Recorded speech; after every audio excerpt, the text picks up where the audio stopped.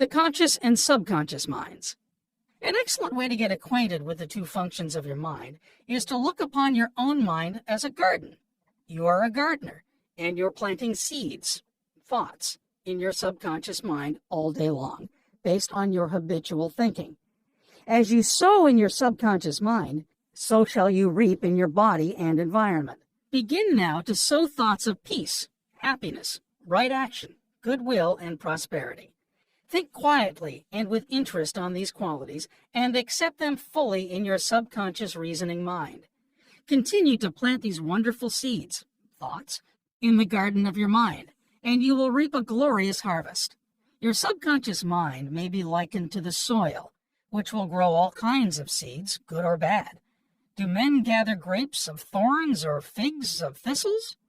Every thought is, therefore, a cause, and every condition is an effect.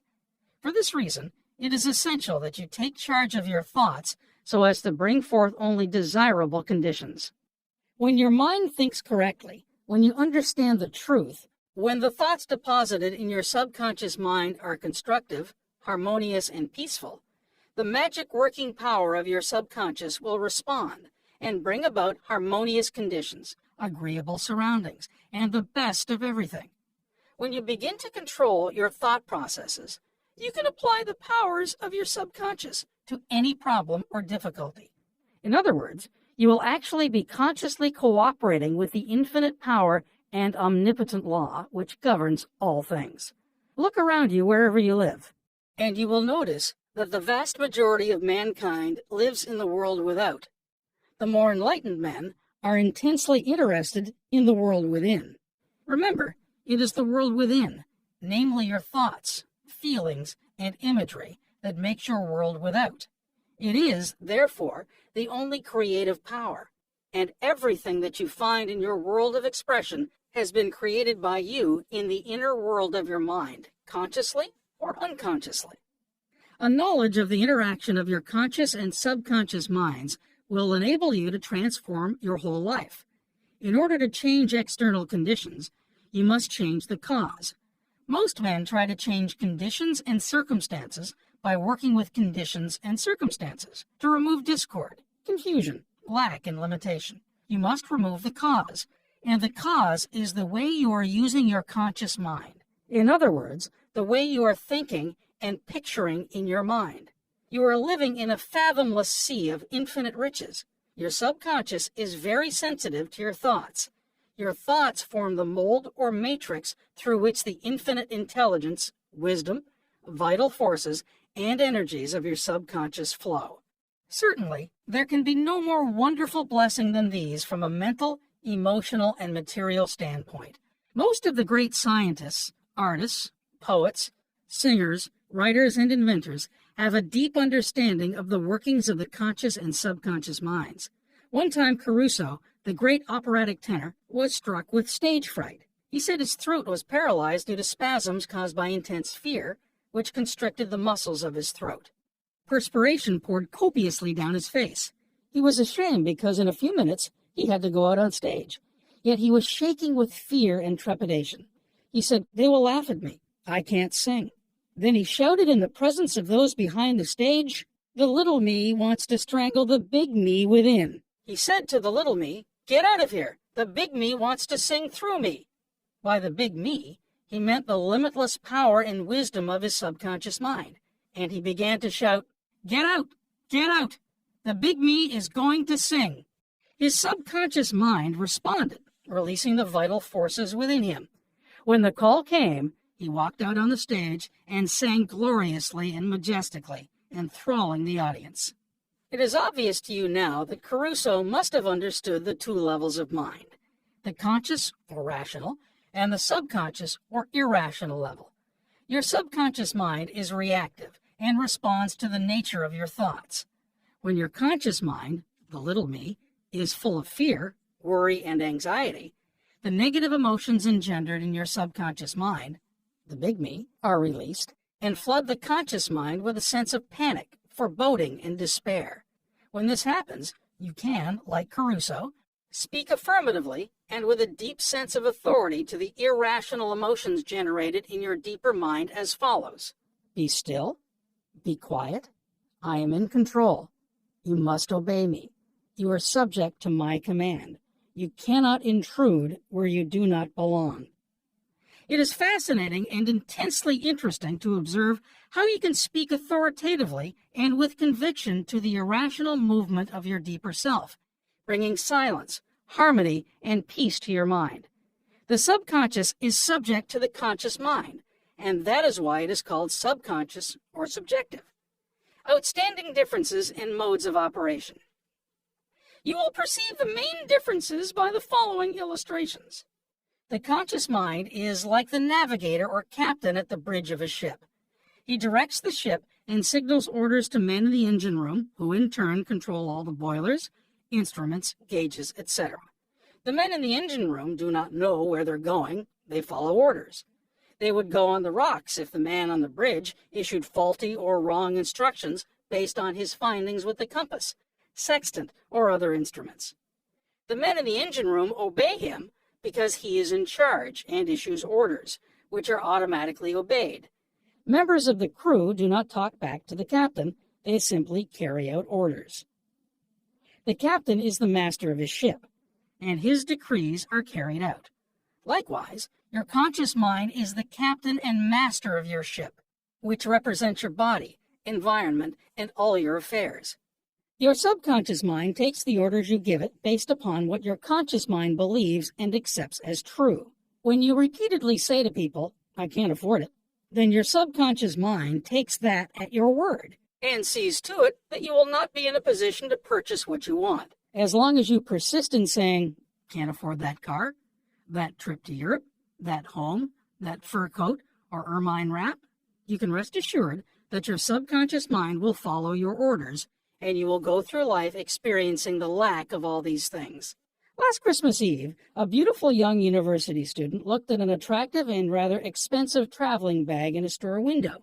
She was going home to Buffalo, New York for the holidays.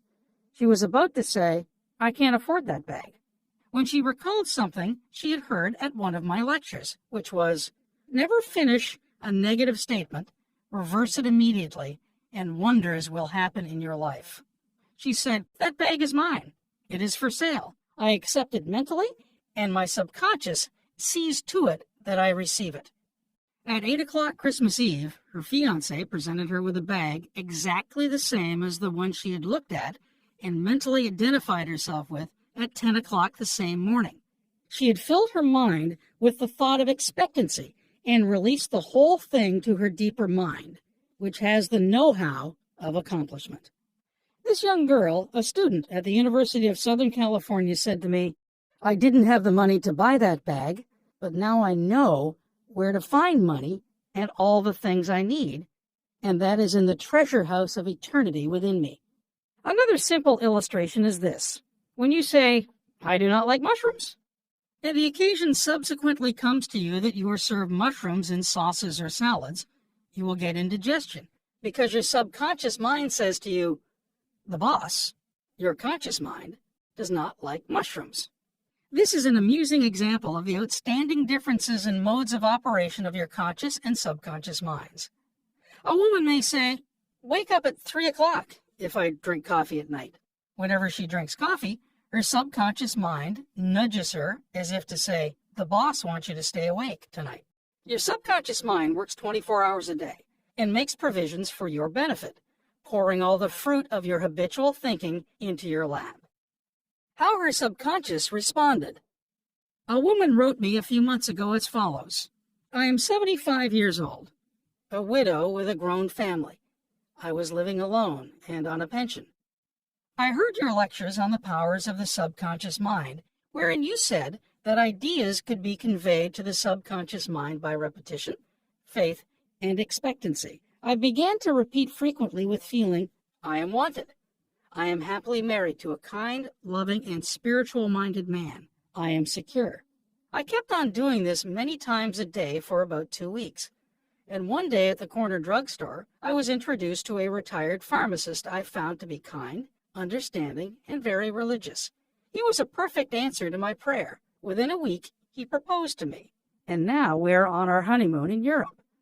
I know that the intelligence within my subconscious mind brought both of us together in divine order. This woman discovered that the treasure house was within her.